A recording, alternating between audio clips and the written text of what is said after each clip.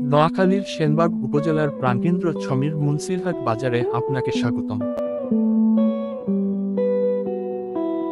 এই বাজারটি স্থানীয়দের জন্য একটি গুরুত্বপূর্ণ বাণিজ্যিক কেন্দ্র,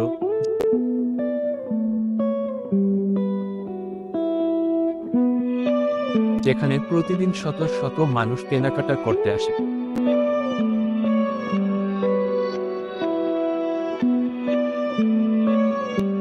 বাজারটি নোয়াখালী-ফেনী মহাসড়কের পাশে অবস্থিত, যা এই অঞ্চলের যোগাযোগ ব্যবস্থাকে সহজ করেছে।